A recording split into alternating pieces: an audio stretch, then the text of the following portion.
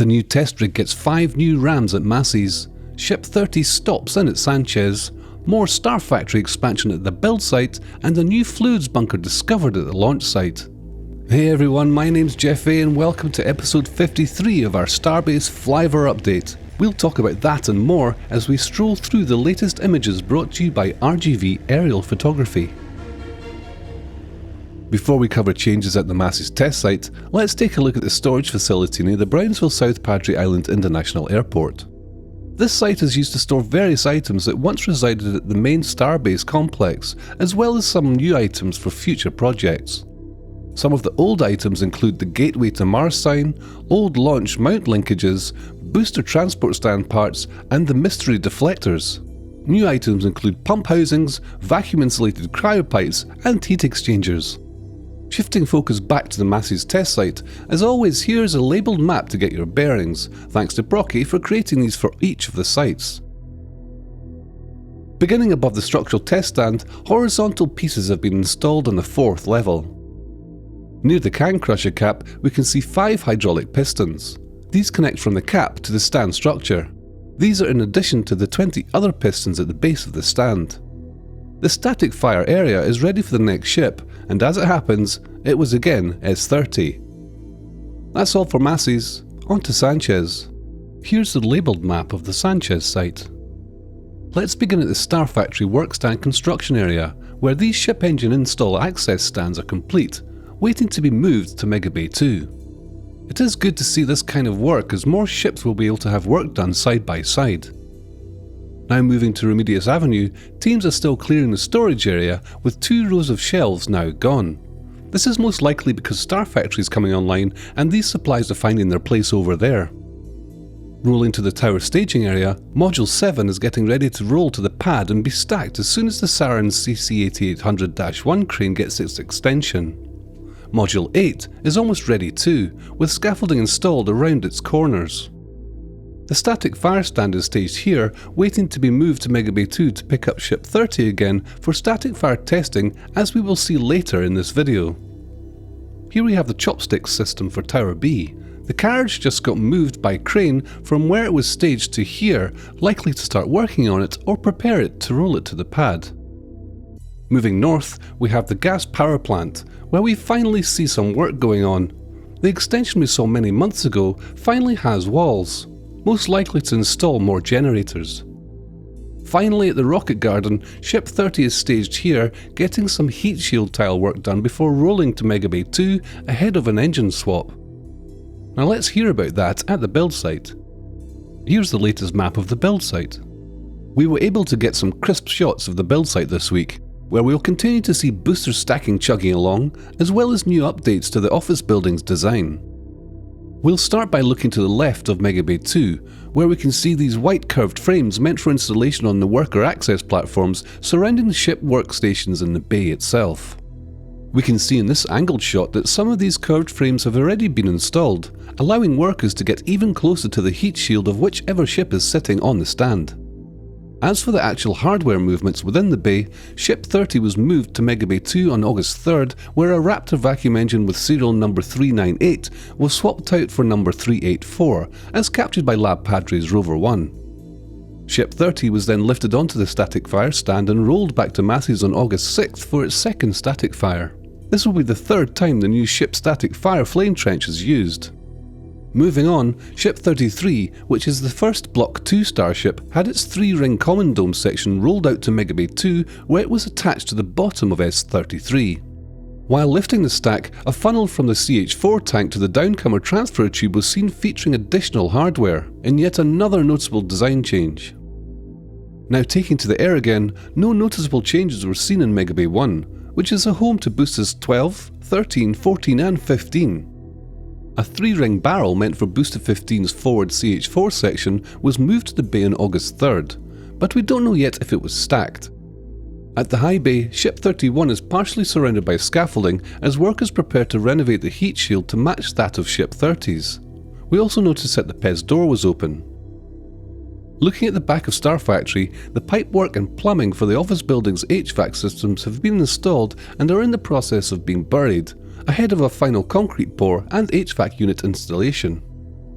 A A large number of pallets of tiles has arrived and staged to the rear of Tent 4, aka the bakery. These are probably the new tiles designated to Ship 31. Nearby, we can also see a second Block 2 forward flap. The area at the end of San Martin Drive saw significant flooding during a recent storm event, with notable erosion occurring near the outflow area. Crew can be seen pouring concrete that will help divert this water out through the drainage system. Now, at the office building, the first thing we notice is that 2 new sets of smaller footings have appeared with formwork being raised for concrete pouring. These are around the same size as the ones we saw for the Star Factory, indicating that SpaceX will soon be able to expand into the plot of land that they've been trying to purchase. The roof of the third section of the office building has been poured since last week, with the second floor still awaiting a pour for itself. Notably, a rectangular shape has been left out for unknown reasons. More interesting is this triangle left in the roof near the atrium area of the office building, where there is a large empty space in all 3 floors. We speculate that this will serve as the entrance to the building and could feature a glass roof as a skylight. Another theory is that this triangle hole in the roof could be used to lift in none other than Starhopper. Comparing the size of the lifts nearby to those found at the launch site, we aligned the images to scale, and it would indeed be possible to lift Hoppy inside, albeit with a tight margin. This render by the space engineer helps visualize how Starhopper could look greeting visitors entering the atrium of the office building. Groundwork is underway at the new rec center area. If you like what we do, consider leaving a like under this video so we can reach a larger audience. With that, onto the launch site.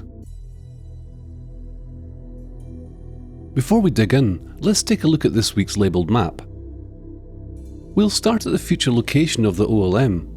Progress has been slow, but we can see that the line of sheet piles has extended toward the tower.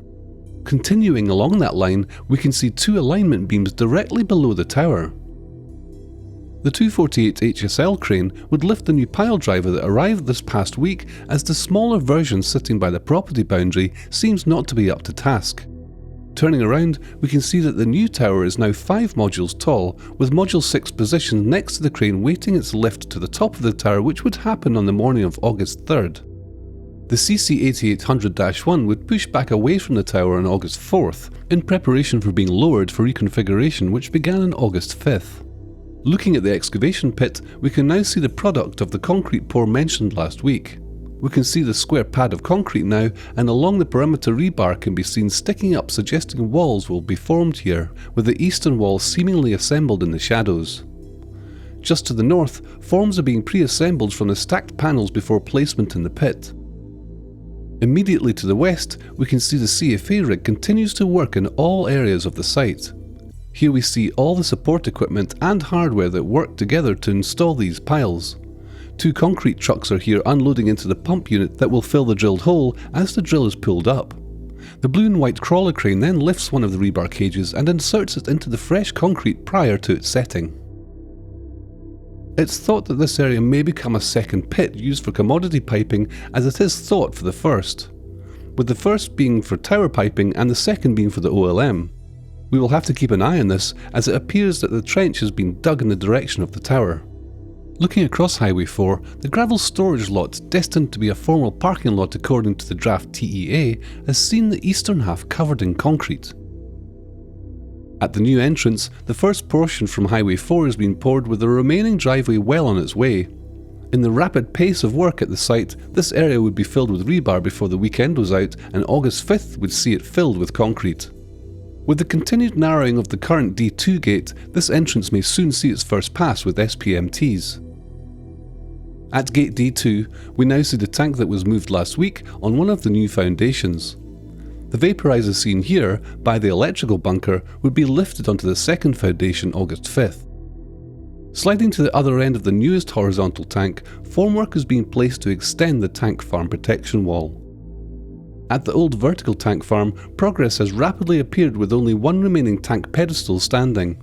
The entire area is clearing out as pipework and other hardware is being removed as well. Time will tell what plans are in store for this valuable space. As we turn finally to Pad A, the OLM seems to be largely ready for the next round of testing, with only minor activity taking place there. For another week, the chopsticks have continued to be the most active site of work.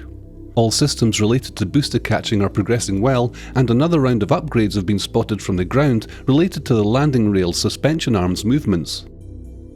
Lastly, a strange arrival here at the launch site is this length of blue pipe. It looks like the same pipes we see at Massey's that will be used in the structural test stand. Let us know what you think it may be for here at the launch site in the comments section. And that's it for episode 53 of Starbase Flyover Update. Thank you for choosing to fly with RGV Aerial Photography, and I hope you all enjoyed the flight. And if you liked what you saw today, please subscribe for more episodes and content so you don't miss out on the new videos each week, and leave a thumbs up. I'd like to give a special shout out to all the Patreon members that participate in the regular show and tell sessions for sharing their individual areas of expertise. I'm Jeff A, and we'll see you next week from 10,500 feet.